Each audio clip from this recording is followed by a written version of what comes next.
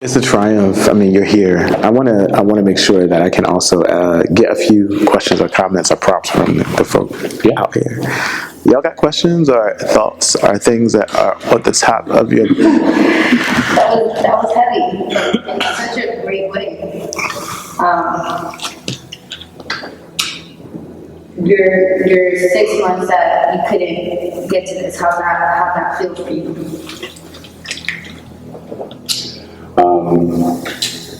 I was depressed, but my writing was my voice. And so I'm here, but I can't sing. I'm here, but I can't produce. So why did you leave me here?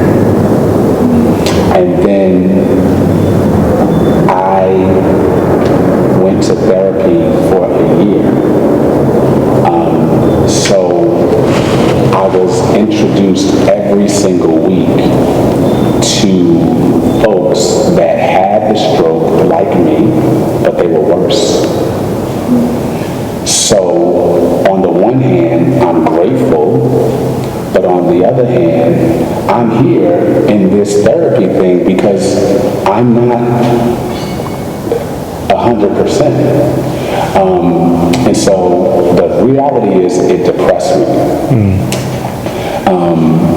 But it also emboldened me to win anyway. I was in Kessler all alone. This is a treatment center? Yes, in South Orange, New Jersey. And I was there for my birthday last year. So when I turned 37, I was in Kessler all alone. And so I had to sign out so I could go home to see my daughter and get my cake and, party with like 3 people. And then I had to go back. And I was all alone and I was like, if God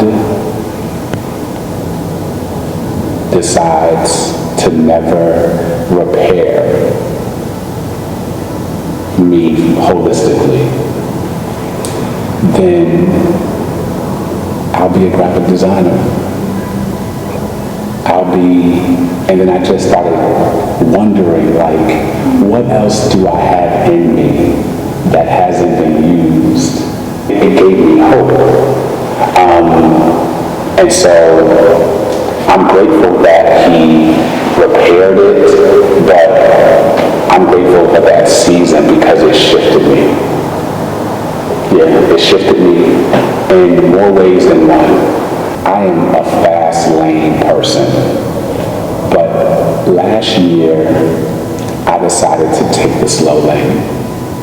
And now I talk even slower, I walk even slower, I drive even slower, and it's really difficult when you're in a hurry to be kind. So now I look people in the face, I pause, and even though it takes me longer, I feel more alive. So, Thank you. yeah. It's more like you're kind of getting that present moment. It's worth. Yeah. It's lovely. Any other things on your mind? Questions, thoughts? I do want to say, for me, I actually relate. I didn't have a stroke myself, but I was diagnosed with a condition, medical illness that I'm still for life, so I've been told. But you, having your daughter, having that place of pain to kind of overcome, like you say, you're in that depressive mind state. But as you said, it's not your calling to leave this earth, and you feel like you still have a job to do. Other than writing and your gift, what was that really kind of inspired you, kind of made you realign back to what it is that you want to do, or what you believe God had planned? Ooh, that's great. Ooh, that's great. That's great. That's great. Like the whole premise of One Anyway. What do I have left in me that I haven't accomplished? I think that I'm going to win anyway as a professor in colleges, teaching black and brown and every color to win.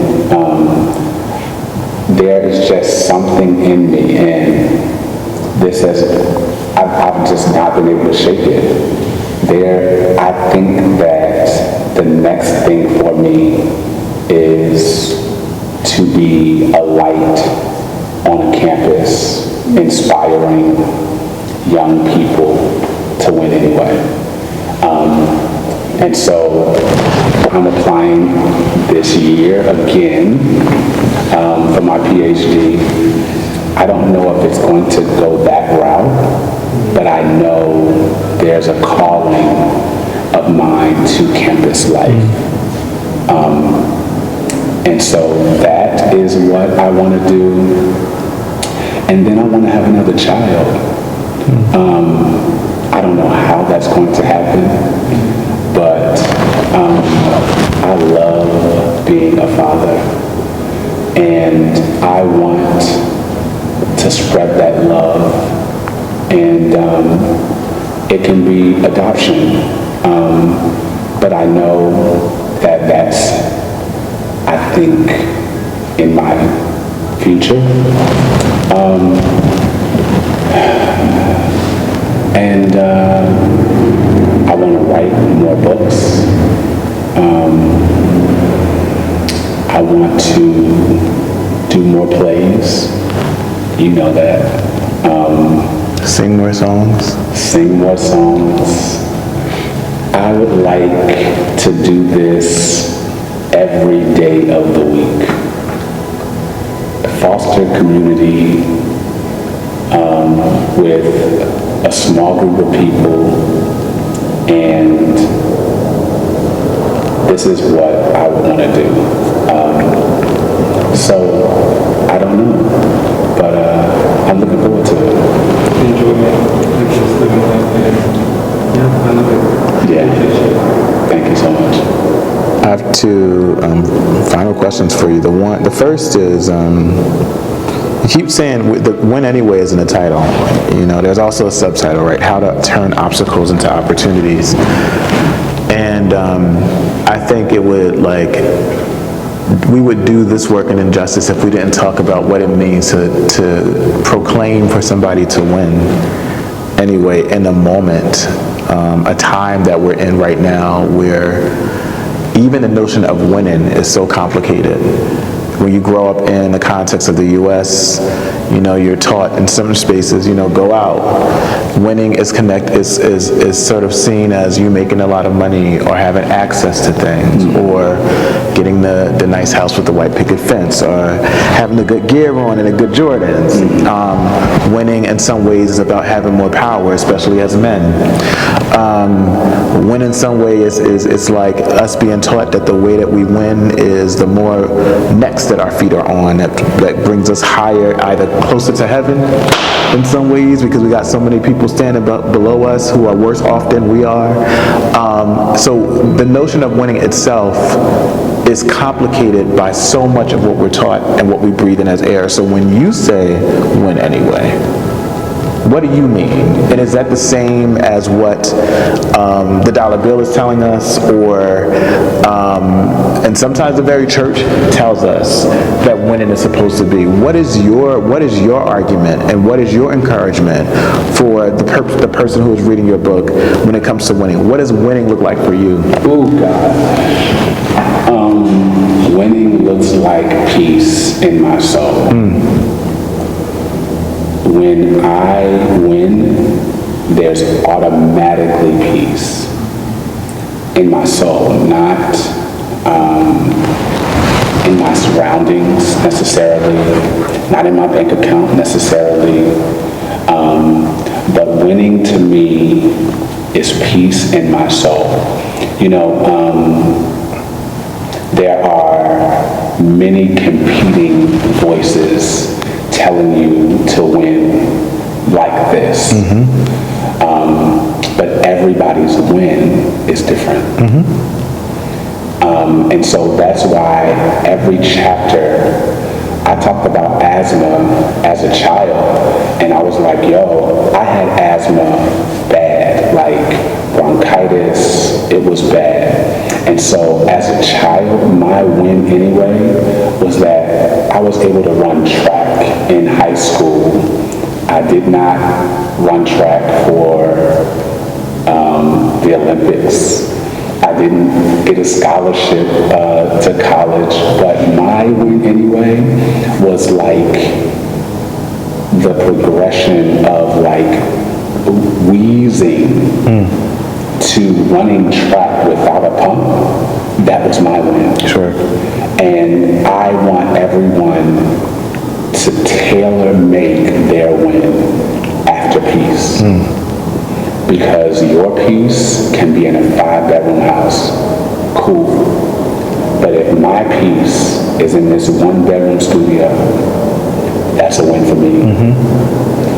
If you don't have a daughter like mine, but you have a dog, and you are happy with whatever you are accomplishing, like I want to disabuse even the church, because everybody has these points of value, but my point of value is peace in my soul. That's my win. I love it. I love that so much, and I think that that's important to, it's clarified here. I think that comes across in the writing as I was reading through. But that point is just critical. Winning, when we're told that, you know, the way that you win is by making sure that everybody else lose, ain't really winning.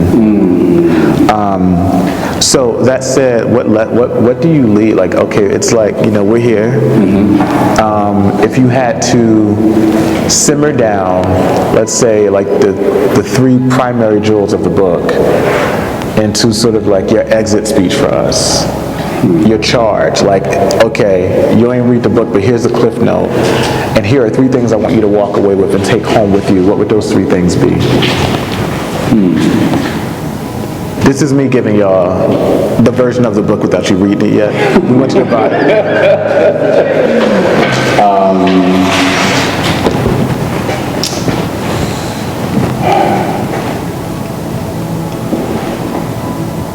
I love when I give you questions that make you think, by the way. And I'm thinking because I want it to be right. I think what I'm really trying to say with the subtitle, Which is? how to turn opportunities or obstacles into opportunities. Don't stop at the obstacle part. That's only first base.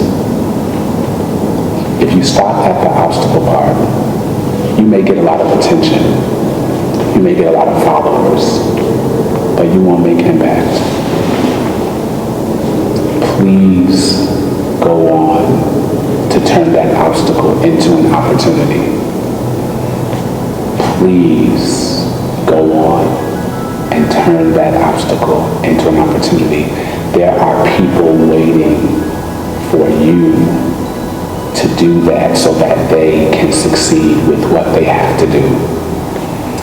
I want this book to inspire so many people because I won how I won, but that doesn't have to do anything with how you win.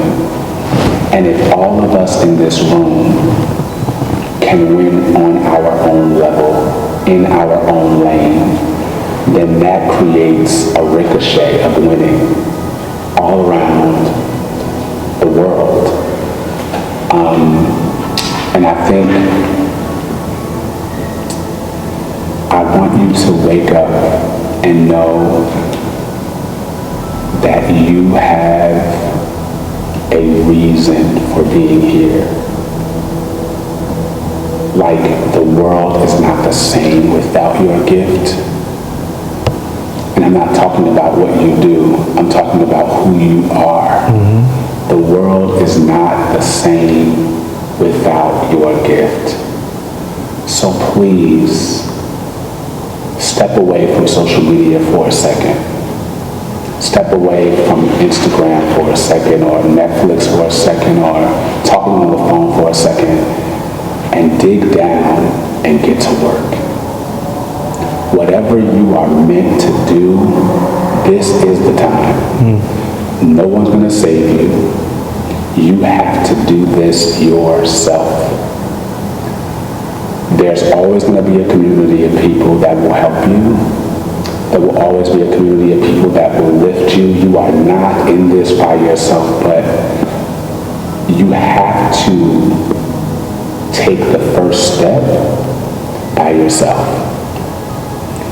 And what I really want to say for the people that are in this room, or for the people that are watching this,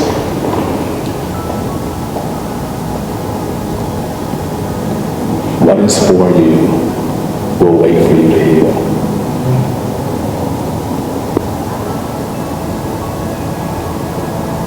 What is for you will wait for you to heal. I was so frustrated last year because everything was so hard. Everything was hard. If I went to the bathroom, it was hard. If I had to take medicine, it was hard. If I had to go to the laundry room to drop off a shirt, it was hard. If I had to talk to people on the phone, it was hard. But what is for you will wait for you to heal. And there was some point in last year that I had to surrender to the rest that my life needed. And I had to stop forcing and let it be. Because my brain needed time to heal. My heart needed time to heal. And even Jesus rested. And so I want everybody to know that you have a reason for being here. And if you're not here doing what you do, the world is not as bright as it could be. But for all those workaholics out there, or recovering workaholics, take some time to rest. Take some time to rest, because everything that you are meant to do, it will be done in the right timing. That's all I got. And you said, but you know what, you're so funny. You're like, oh, I'm not really wanting to do all that preaching stuff. And then here you go, give us a whole sermon. Like, who does that? Thank you for imparting, like giving us the gift of your words. And thank you for what you shared today. And we give thanks to God, to Spirit, that you're here, alive, able to tell this story. You won, you're winning anyway, right? Present tense. And I thank you for trusting in the strength that you have, the Spirit in you, to will yourself to be here. Thank you for being here, literally. Yes. Can we give Sean a round of applause, please?